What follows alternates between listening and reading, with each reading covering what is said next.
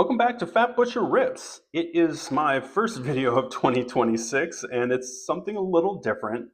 And then actually there's going to be a few things different. One, we're not going to put the intro. This is going to be hopefully a relatively brief one. Two, hopefully the audio is better. I'm trying out a new uh, microphone that my wife was kind enough to get me for Christmas.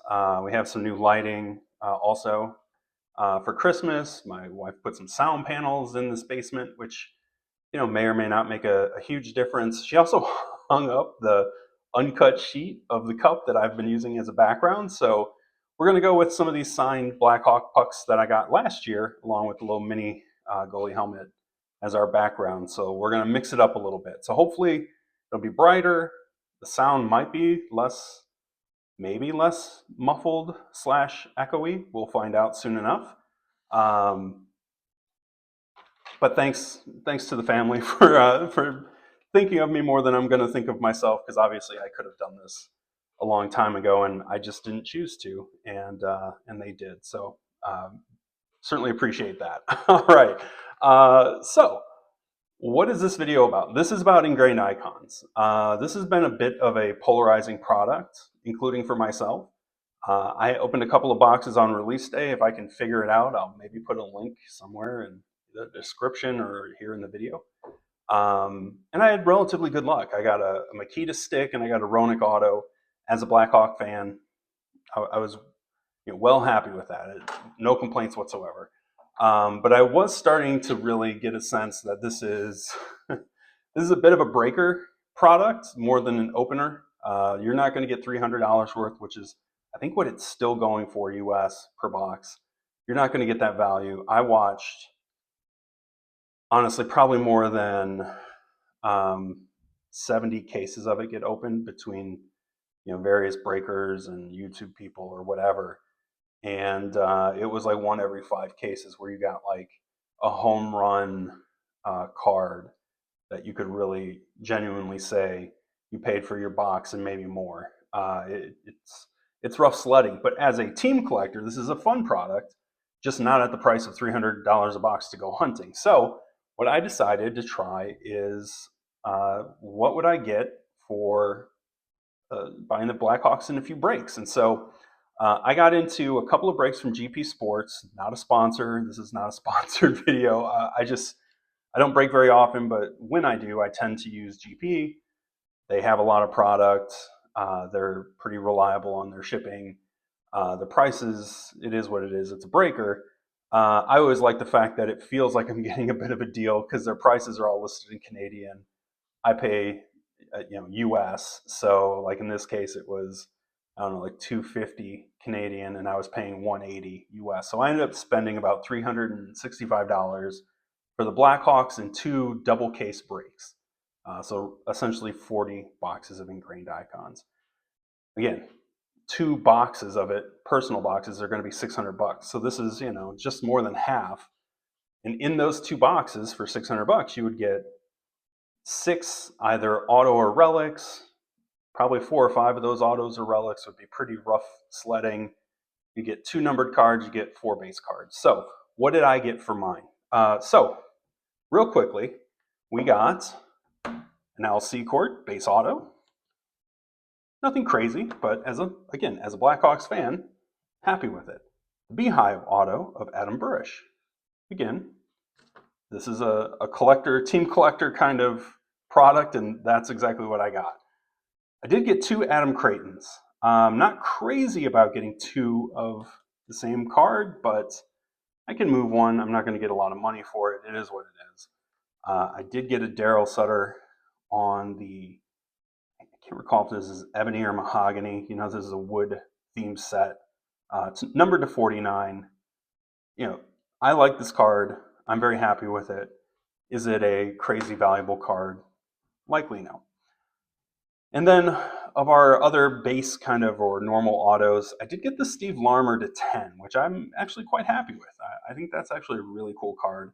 I don't know what kind of tree that is, but it's whatever kind of tree Steve Larmer is. So after those autos, and we'll kind of pile these bad boys up on the side here.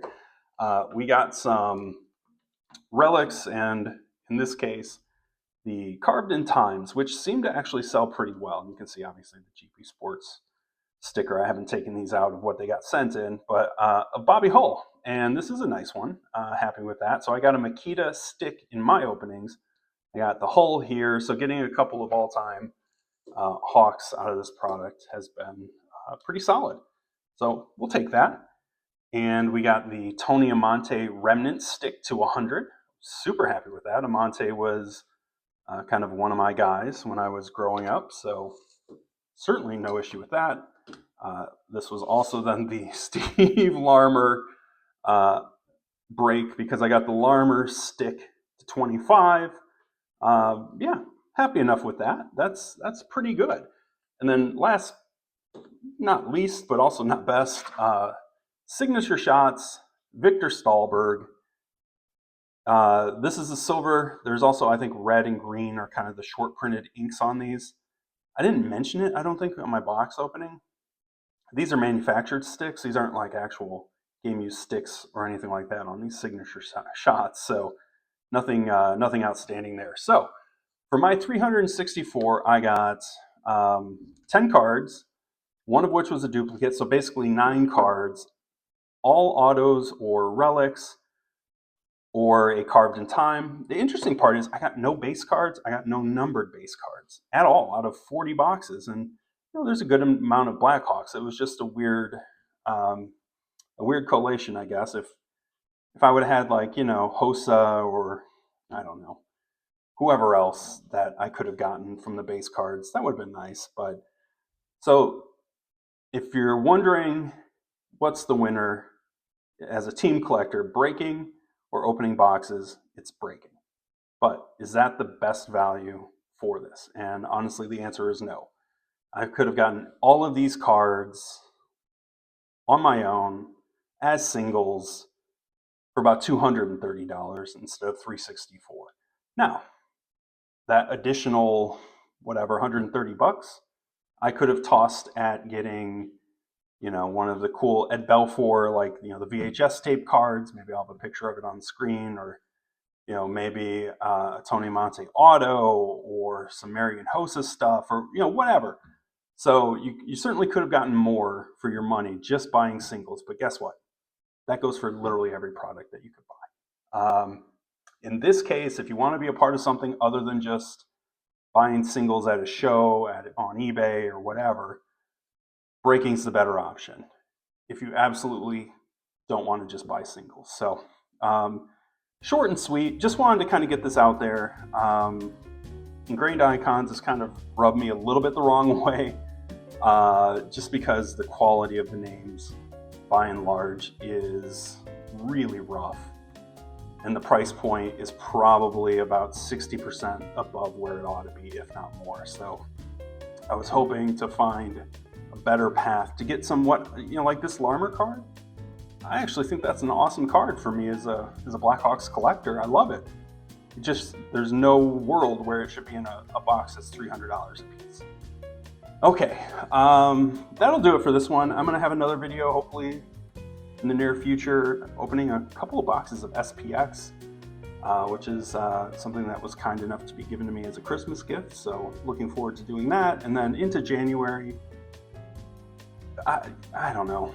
I'll see. I'm totaling up how much I spent and how much I sold for the year, and it's making me a little anxious on what products I do and don't buy in on, because there's very clear which products I'm doing well on and which ones I'm taking a bath. And I'm not surprised by the results, but it's certainly a little sobering when you're taking a look at them. So thanks for checking this out. Hopefully you catch the SPX one that'll be coming soon, and everything else that follows after.